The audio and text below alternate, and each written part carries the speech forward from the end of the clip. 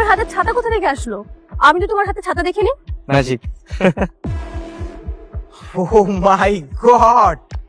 Hello, ভাইয়া, তোমার বউ কিন্তু অনেক বাড়াবাড়ি করতেছে। সে আগেও গোলাম কিনে টানটানি করছে, আমি কিচ্ছু বলি নাই। আজকেও কাউকে কিছু না বলে গোলাম কিনে কোথায় যেন চলে গেছে। দুনিয়া টাকার গোলামের ৯ নম্বর পর্বে এমন কিছু ঘটনা ঘটেছে যা পুরো গল্পের মোড় ঘুরিয়ে দিয়েছে।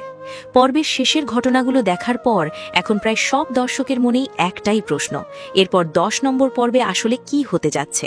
আর আজকের ভিডিওতে আমি শুধু ৯ নম্বর পর্বের গুরুত্বপূর্ণ ঘটনাগুলোই রিভিউ করব না, সেই সঙ্গে জানিয়ে দেব ১০ নম্বর পর্ব কবে আসতে পারে, কত তারিখে আসার সম্ভাবনা রয়েছে এবং কোন সময় প্রকাশ হতে পারে।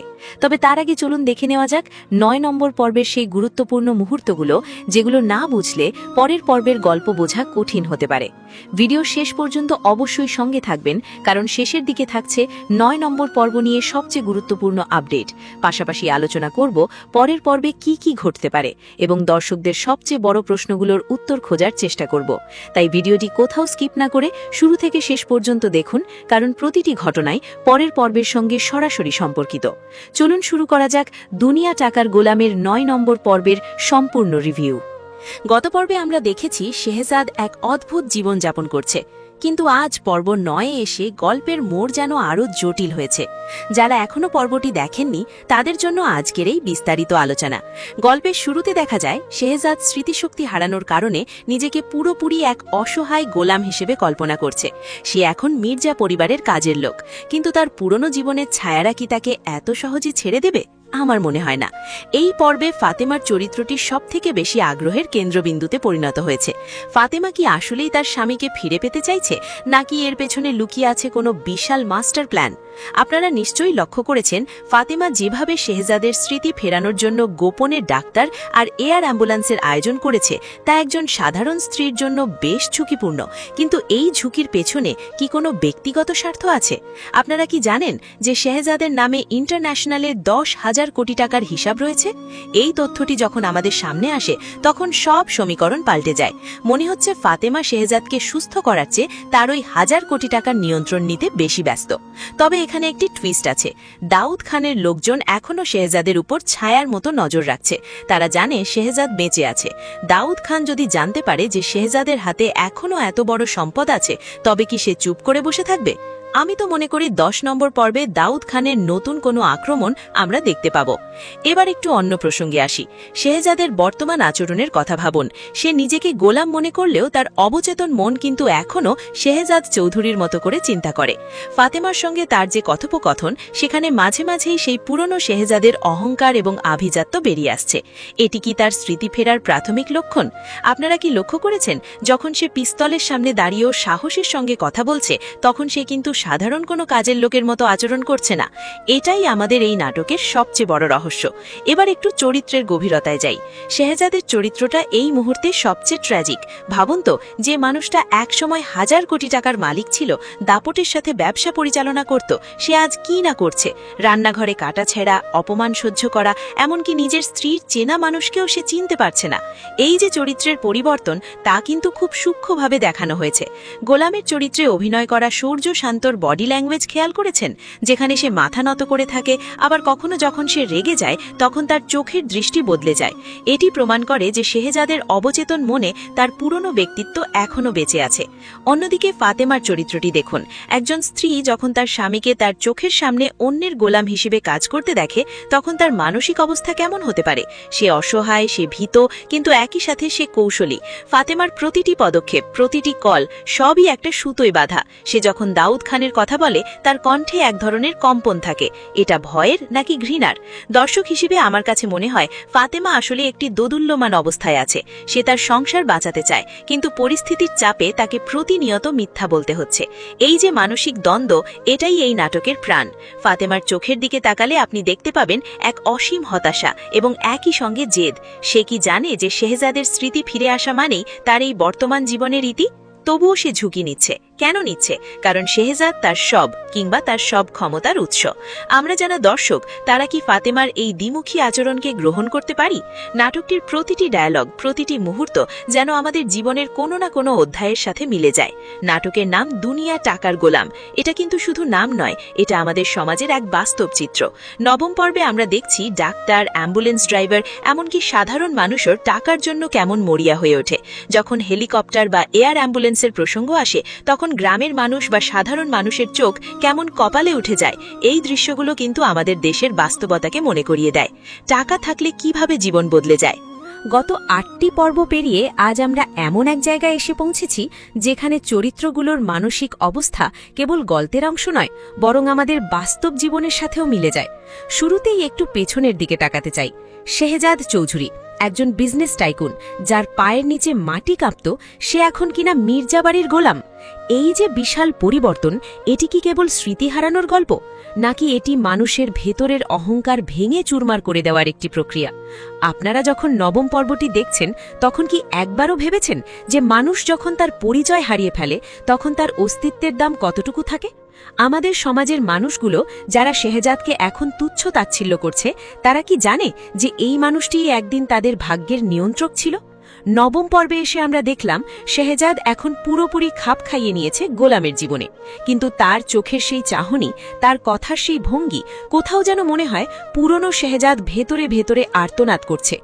আজকের এই দীর্ঘ আলোচনায় আমরা নাটকের প্রতিটি খুঁটিনাটি দিক নিয়ে কথা বলবো, তাই পুরোটা সময় আমার সাথে থাকার আমন্ত্রণ রইল।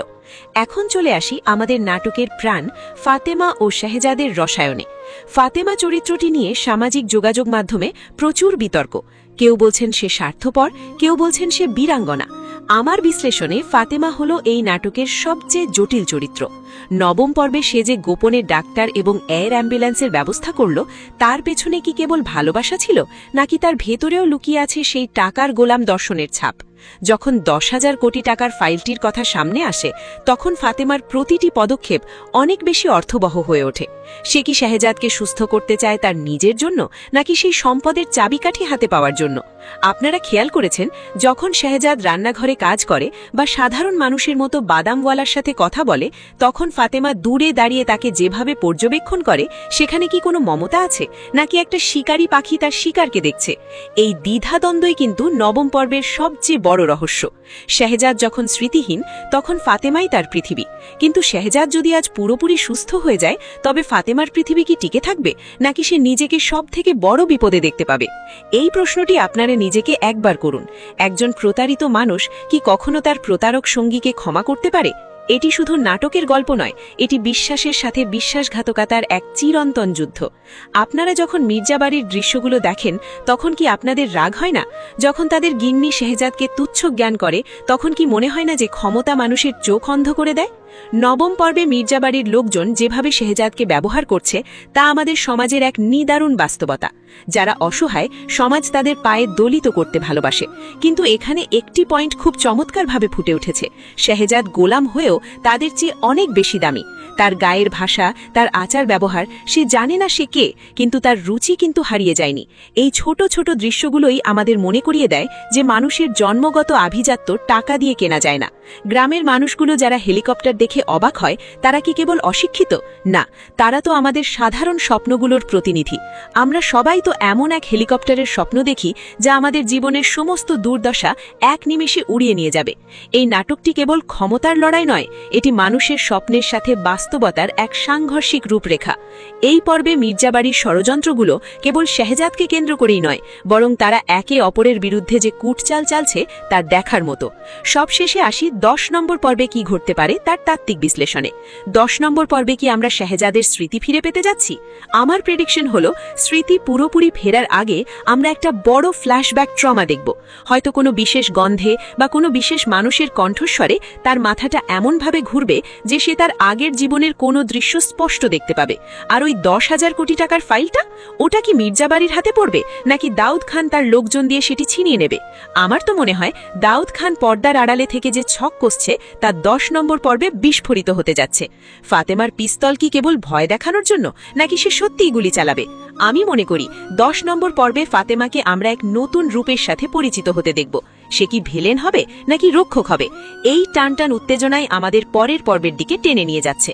আপনারা যারা আমার এই রিভিউ শুনছেন তাদের অনুরোধ ভিডিওটি শেষ পর্যন্ত দেখার অভ্যাস করুন এবং কমেন্টে আপনার নিজস্ব থিওরিগুলো শেয়ার করুন।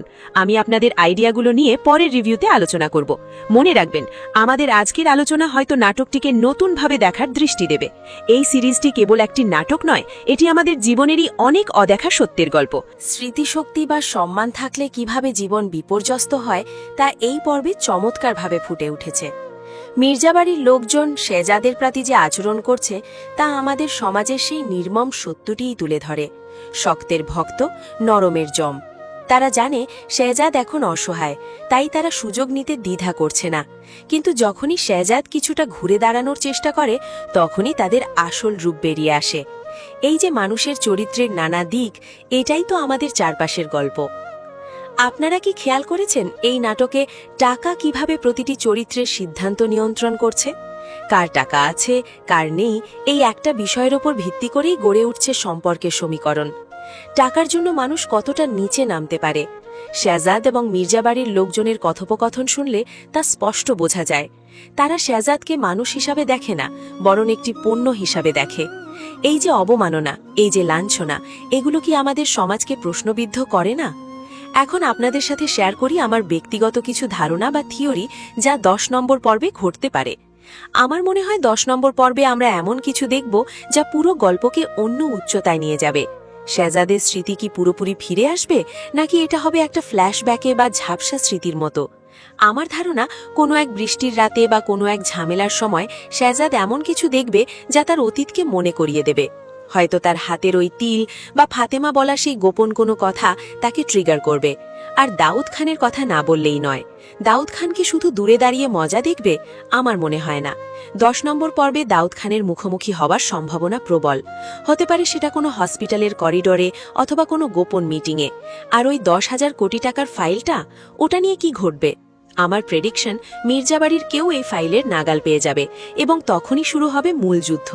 কে কাকে ঠকাবে, কে কার টাকা লুট করবে, এই লড়াইটা হবে 10 নম্বর পর্বের কেন্দ্রবিন্দু। এছাড়া 10 নম্বর পর্বে আমরা ফাতেমার চরিত্রের একটা বড় পরিবর্তনের সাক্ষী হব। সে কি পিস্তল হাতে শুধু ভয় দেখানোর জন্য, নাকি সত্যিই কোনো বিপদ থেকে শেহজাদকে বাঁচাতে মরিয়া? এইসব প্রশ্নের উত্তর পাওয়ার জন্য পরের পর্বটা মিস করা একদমই উচিত হবে না। আমি ব্যক্তিগতভাবে মনে করি এই নাটকটি শুধু বিনোদনের জন্য নয়, এটি আমাদের শেখায় যে বিপদের দিনে টাকা নয়, মানুষের ধৈর্য আর সঠিক সিদ্ধান্তই আসল সঙ্গী। নাটকটির প্রতিটি দৃশ্য যেন আমাদের এক একটি সামাজিক শিক্ষার মুখোমুখি দাঁড় করিয়ে দেয়। আপনারা কি দেখেছেন শেহজাদের ওই অসহায় চাহনি, যে চাহনিতে লুকিয়ে আছে হাজারো প্রশ্ন? সে জানতে চায়, আমি কে, কেন আমি সবার গোলাম? এই যে অস্তিত্বের সংকট, তা কি আমাদের জীবনের সবচেয়ে বড় লড়াই নয়? আপনারা হয়তো ভাবছেন এই রিভিউটি কেন এত বিস্তারিত। আসলে এই নাটকটি কেবল একটি গল্প নয়, এটি একটি দলিল। আমাদের সমাজের লোভ, আমাদের সমাজের নিষ্ঠুরতা এবং আমাদের সমাজের মানুষের মুখোশ উন্মোচনের এক অনন্য মাধ্যম। 10 নম্বর পর্বের জন্য আমি অধীর আগ্রহে অপেক্ষা করছি। আমার মনে হয় লেখক আমাদের জন্য বড় কোনো চমক রেখে দিয়েছেন। হতে পারে ফাতেমা নিজেই কোনো বড় বিপদে পড়বে, যা শেহজাদকে তার গোলামি থেকে মুক্ত হতে বাধ্য করবে। অথবা শেহজাদের স্মৃতি এমন এক সময় ফিরে আসবে যখন সে সবচেয়ে বেশি অপমানিত হচ্ছে। ঠিক সেই মুহূর্তটিই হবে নাটকের ক্লাইম্যাক্স। আপনারা যারা আমার এই রিভিউ শুনছেন তাদের কাছে অনুরোধ, আপনারা আপনাদের প্রিয় দৃশ্যগুলোর কথা আমাকে জানান। আপনারা কি মনে করেন, শেহজাদ কি আসলে তার স্মৃতি ফিরে পাবে, নাকি সেই গোলকধাঁধায় হারিয়েই যাবে? আর ফাতেমার এই মরিয়া চেষ্টার পেছনে কি শুধুই ভালোবাসা, নাকি টাকা? গল্পের শুরুতে দেখা যায় শেহজাদ স্মৃতিশক্তি হারানোর কারণে নিজেকে পুরোপুরি এক অসহায় গোলাম হিসেবে কল্পনা করছে। সে এখন মির্জা পরিবারের কাজের লোক, কিন্তু তার পুরনো জীবনের ছায়ারা কি তাকে এত সহজে ছেড়ে দিবে? আমার মনে হয় না। এই পর্বে ফাতেমার চরিত্রটি সবথেকে বেশি আগ্রহের কেন্দ্রবিন্দুতে পরিণত হয়েছে। ফাতেমা কি আসলেই তার স্বামীকে ফিরে পেতে চাইছে, নাকি এর পেছনে লুকিয়ে আছে কোনো বিশাল মাস্টার প্ল্যান? আপনারা নিশ্চয়ই লক্ষ্য করেছেন ফাতেমা যেভাবে শেহজাদের স্মৃতি ফেরানোর জন্য গোপনে ডাক্তার আর এয়ার অ্যাম্বুলেন্সের আয়োজন করেছে, তা একজন সাধারণ স্ত্রীর জন্য বেশ ঝুঁকিপূর্ণ। কিন্তু এই ঝুঁকির পেছনে কি কোনো ব্যক্তিগত স্বার্থ আছে? আপনারা কি জানেন যে শেহজাদের নামে ইন্টারন্যাশনালে 10,000 কোটি টাকার হিসেব রয়েছে? এই তথ্যটি যখন আমাদের সামনে আসে তখন সব সমীকরণ পাল্টে যায়। মনে হচ্ছে ফাতেমা শেহজাদকে সুস্থ করার চেয়ে তার ওই 1000 কোটি টাকার নিয়ন্ত্রণ নিতে বেশি ব্যস্ত। তবে এখানে একটি টুইস্ট আছে। দাউদ খানের লোকজন এখনও শেহজাদের ওপর ছায়ার মতো নজর রাখছে। তারা জানে শেহজাদ বেঁচে আছে। দাউদ খান যদি জানতে পারে যে শেহজাদের হাতে এখনও এত বড় সম্পদ আছে, তবে কি সে চুপ করে বসে থাকবে? আমি তো মনে করি 10 নম্বর পর্বে দাউদ খানের নতুন কোনো আক্রমণ আমরা দেখতে পাব। এবার একটু অন্য প্রসঙ্গে আসি। শেহজাদের বর্তমান আচরণের কথা ভাবুন। সে নিজেকে গোলাম মনে করলেও তার অবচেতন মন কিন্তু এখনও শেহজাদ চৌধুরীর মতো করে চিন্তা করে। ফাতেমার সঙ্গে তার যে কথোপকথন, সেখানে মাঝে মাঝেই সেই পুরনো শেহজাদের অহংকার এবং আভিজাত্য বেরিয়ে আসছে। এটি কি তার স্মৃতি ফেরার প্রাথমিক লক্ষণ? আপনারা কি লক্ষ্য করেছেন, যখন সে পিস্তলের সামনে দাঁড়িয়েও সাহসের সঙ্গে কথা বলছে, তখন সে কিন্তু সাধারণ কোনো কাজের লোকের মতো আচরণ করছে না। এটাই আমাদের এই নাটকের সবচেয়ে বড় রহস্য। এবার একটু চরিত্রের গভীরতায় যাই। শেহজাদের চরিত্রটা এই মুহূর্তে সবচেয়ে ট্র্যাজিক। ভাবুন তো, যে মানুষটা একসময় 1000 কোটি টাকার মালিক ছিল, দাপটের সাথে ব্যবসা পরিচালনা করত, সে আজ কি না করছে। রান্নাঘরে কাটা ছাড়া, অপমান সহ্য করা, এমনকি নিজের স্ত্রীর চেনা মানুষকেও সে চিনতে পারছে না। এই যে চরিত্রের পরিবর্তন, তা কিন্তু খুব সূক্ষ্মভাবে দেখানো হয়েছে। গোলামের চরিত্রে অভিনয় করা সূর্য শান্তর বডি ল্যাঙ্গুয়েজ খেয়াল করেছেন? যেখানে সে মাথা নত করে থাকে, আবার কখনো যখন সে রেগে যায়, তখন তার চোখের দৃষ্টি বদলে যায়। এটি প্রমাণ করে যে শেহজাদের অবচেতন মনে তার পুরনো ব্যক্তিত্ব এখনও বেঁচে আছে। অন্যদিকে ফাতেমার চরিত্রটি দেখুন। একজন স্ত্রী যখন তার স্বামীকে তার চোখের সামনে অন্যের গোলাম হিসেবে কাজ করতে দেখে, তখন তার মানসিক অবস্থা কেমন হতে পারে? সে অসহায়, সে ভীত, কিন্তু একই সাথে সে কৌশলী। ফাতেমার প্রতিটি পদক্ষেপ, প্রতিটি কল, সবই একটা সুতোয় বাঁধা। সে যখন দাউদ খানের কথা বলে, তার কণ্ঠে এক ধরনের কম্পন থাকে। এটা ভয়ের নাকি ঘৃণার? দর্শক হিসেবে আমার কাছে মনে হয় ফাতেমা আসলে একটি দোদুল্যমান অবস্থায় আছে। সে তার সংসার বাঁচাতে চায়, কিন্তু পরিস্থিতির চাপে তাকে প্রতিনিয়ত মিথ্যা বলতে হচ্ছে। এই যে মানসিক দ্বন্দ্ব, এটাই এই নাটকের প্রাণ। ফাতেমার চোখের দিকে তাকালে আপনি দেখতে পাবেন এক অসীম হতাশা এবং একই সঙ্গে জেদ। সে কি জানে যে শেহজাদের স্মৃতি ফিরে আসা মানেই তার এই বর্তমান জীবনের ইতি? তবুও সে ঝুঁকি নিচ্ছে। কেন নিচ্ছে? কারণ শেহজাদ তার সব, কিংবা তার সব ক্ষমতার উৎস। আমরা যারা দর্শক, তারা কি ফাতেমার এই দ্বিমুখী আচরণকে গ্রহণ করতে পারি? নাটকটির প্রতিটি ডায়ালগ, প্রতিটি মুহূর্ত যেন আমাদের জীবনের কোনো না কোনো অধ্যায়ের সাথে মিলে যায়। নাটকের নাম দুনিয়া টাকার গোলাম, এটা কিন্তু শুধু নাম নয়, এটা আমাদের সমাজের এক বাস্তব চিত্র।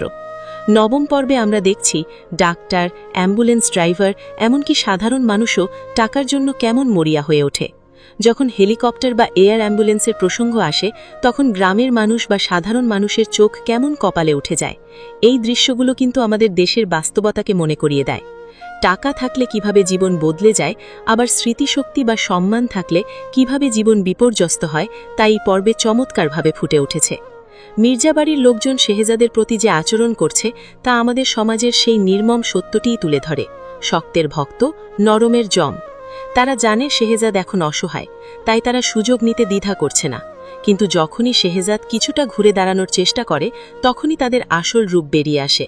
এই যে মানুষের চরিত্রের নানা দিক, এটাই তো আমাদের চারপাশের গল্প।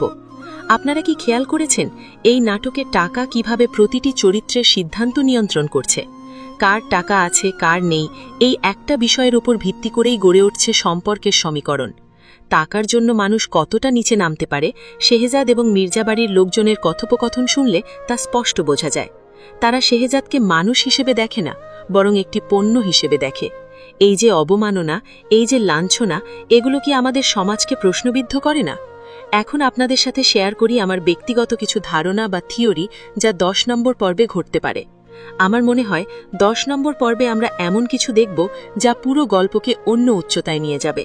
শেহজাদের স্মৃতি কি পুরোপুরি ফিরে আসবে, নাকি এটা হবে একটা ফ্ল্যাশব্যাকে বা ঝাপসা স্মৃতির মতো? আমার ধারণা কোনো এক বৃষ্টির রাতে বা কোনো এক ঝামেলার সময় শেহজাদ এমন কিছু দেখবে যা তার অতীতকে মনে করিয়ে দেবে। হয়তো তার হাতের ওই তিল বা ফাতেমার বলা সেই গোপন কোনো কথা তাকে ট্রিগার করবে। আর দাউদ খানের কথা না বললেই নয়। দাউদ খান কি শুধু দূরে দাঁড়িয়ে মজা দেখবে? আমার মনে হয় না। 10 নম্বর পর্বে দাউদ খানের মুখোমুখি হবার সম্ভাবনা প্রবল। হতে পারে সেটা কোনো হসপিটালের করিডোরে অথবা কোনো গোপন মিটিংয়ে। আর ওই 10,000 কোটি টাকার ফাইলটা, ওটা নিয়ে কি ঘটবে?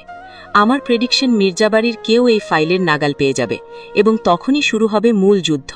কে কাকে ঠকাবে, কে কার টাকা লুট করবে, এই লড়াইটা হবে 10 নম্বর পর্বের কেন্দ্রবিন্দু।